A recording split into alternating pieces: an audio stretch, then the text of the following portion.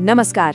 चलिए आज बात करते हैं एक ऐसे डिवाइस की जो हमारी दुनिया को चलाता तो है लेकिन अक्सर गुमनाम रहता है। जी हाँ, आज हम बिजली के इसी अनसंग हीरो यानी ट्रांसफार्मर की हर एक परत को खोल कर देखेंगे। अच्छा, सड़कों पर, खंभों पर वो जो ग्रे रंग के बक्से लगे होते हैं, उन्हें तो सबने देखा ही होगा, है ना? ये हर जगह दिखते हैं, पर कभी सोचा है कि इन रहस्यमय बक्सों के अंदर आखिर होता क्या है और ये करते क्या हैं? तो चलिए आज इसी रहस्य से पर्दा उठाते हैं। तो आज हम क्या क्या जानने वाले हैं? सबसे पहले तो ये समझेंगे कि ट्रांसफार्मर आखिर है क्या।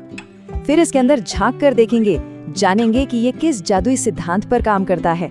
और हाँ, ये भी देखेंगे कि ये कितने तरह के होते हैं और इन्हें इतना स्मार्ट और सेफ कैसे बनाया जाता है।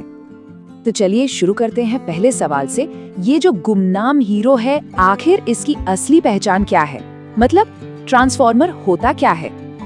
देखिए, सीधी सादी भाषा में कहें तो ट्रांसफार्मर एक ऐसा इलेक्ट्रिकल डिवाइस है जो अपनी जगह पर स्थिर रहता है। मतलब इसमें कोई हिलने डुलने वाले पार्ट्स नहीं होते। इसका बस एक ही काम है, इलेक्ट्रोमैग्नेटिक इंडक्शन के जरिए एनर्जी को एक सर्किट से दूसरे में भेजना। और आमतौर पर ऐसा करते हुए ये वोल्टेज को ऊपर या नीचे कर देता है। अब ये जो शब्द है स्थिर या स्टैटिक, ये बड़ा मजेदार है। इसे स्टैटिक इसलिए कहते हैं क्योंकि इसमें कोई घूमने वाला पुर्जा है ही नहीं, ना कोई मोटर, ना कोई गियर। सारा का सारा कमाल बस फिजिक्स के नियमों से आंखों से ओझल होता रहता है। ठीक है, तो अब वक्त है इस मेटल के बक्से को खोलने का। चलिए देखते हैं कि इसके अंदर कौन-कौन से जरूरी हिस्से हैं जो ये सारा काम मिलकर करते हैं। तो देखिए, किसी भी ट्रांसफार्मर के कुछ बहुत जरूरी हिस्से होते हैं, जैसे इसका कोर हो गया, प्राइमरी और सेकेंडरी वाइंडिंग हो गई, और फिर कुछ सिस्टम होते हैं जो इसे ठंडा और सुरक्षित रखते हैं। आइए इनमें से कुछ खास हिस्सों को जरा और करीब से जानते हैं। ट्रांसफार्मर का दिल, या कह लीजिए इसका सबसे अहम हिस्सा, है इसका कोर। इसको आप मैग्नेटिक फ्लक्स के लिए एक सुपर हाईवे जैसा समझ सकते हैं। ये एक ऐसा रास्ता तैयार करता है जहां मैग्नेटिक एनर्जी बिना किसी रुकावट के एकदम तेजी से दौड़ सके। इसी वजह से एनर्जी ट्रांसफर इतना एफिशिएंट हो पाता है। हाँ, एक सवाल जो अक्सर लोगों के मन में आता है कि ये तेल से भरा क्यों होता है? तो देखिए, ट्रांसफार्मर ऑयल एक कमाल का 2-in-1 सॉल्यूशन है।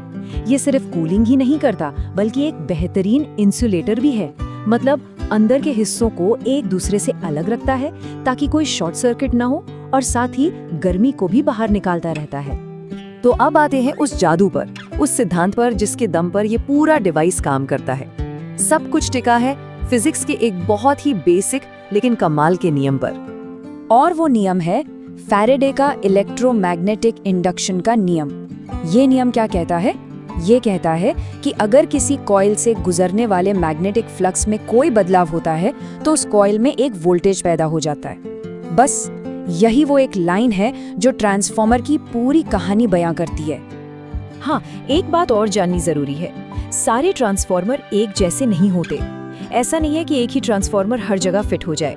पावर ग्रिड में अलग अलग काम के लिए अलग अलग तरह के ट्रांसफार्मर बनाए जाते हैं। जैसे पावर ट्रांसफार्मर और डिस्ट्रीब्यूशन ट्रांसफार्मर को ही ले लीजिए।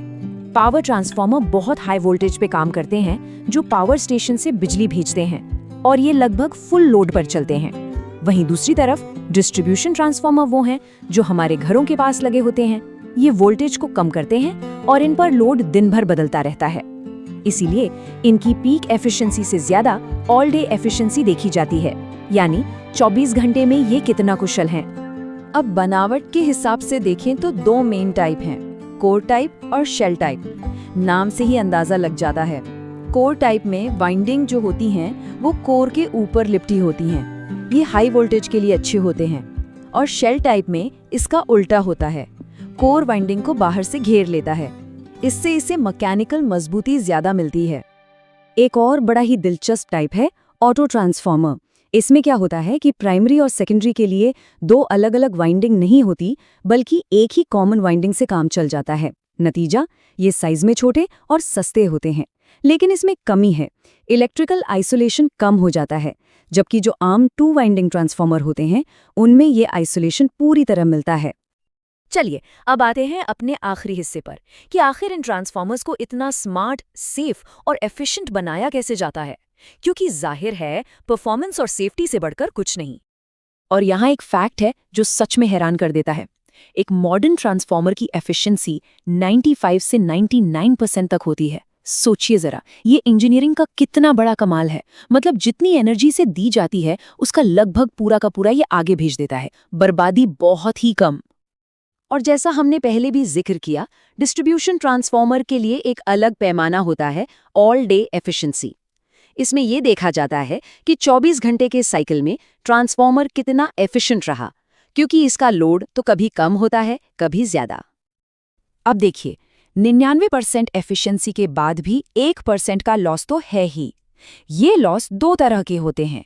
एक है कोर लॉस, जो वोल्टेज की वजह से होता है और ये हमेशा एक जैसा रहता है।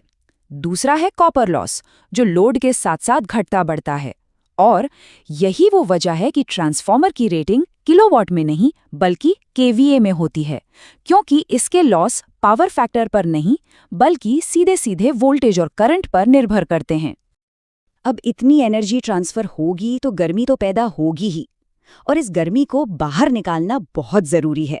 इसके लिए कई तरह के कूलिंग मेथड होते हैं, जिनके नाम अक्सर ओनैन, ओनैफ जैसे एक्रोनिम से जाने जाते हैं। यहाँ ओ का मतलब है ऑयल, ए का मतलब है एयर और एन का मतलब है नेचुरल, मतलब गर्मी खुद ब खुद निकल रही है। वहीं एफ का मतलब है फोर्स्ड, मतलब पंखे या पंप लगाकर जबरदस्ती ठंडा किया जा रहा है। तो जैसे जैसे ट्रांसफॉर्मर बड़ा होता जाता है, कूलिंग सिस्टम भी उतना ही पावरफुल होता जाता है। आखिर में बात करते हैं सेफ्टी की। ट्रांसफॉर्मर के अपने कुछ बॉडीगार्ड्स होते हैं। पहला है ब्रीदर, ये हवा में मौजूद नमी को सोख लेता है ताकि तेल खराब न हो। दूसरा है बुकहोल्स रिले, ये एक तरह का अलार्म है जो अंदर कोई भी गड़बड़ी होते ही बता देता है। और फिर है डिफरेंशियल प्रोटेक्शन, जो वाइंडिंग में किसी भी फॉल्ट को तुरंत पकड़ लेता है। तो इस सारी बातचीत के बाद आखिर में बस एक सवाल बचता है। जरा सोचिए, अगर ये शांत और स्थिर डिवाइस, ये ट्रांसफॉर्मर ना होता तो आज हमारी ये दुनिया कैसी होती? शायद हम इसकी कल्पना भी नहीं कर सकते।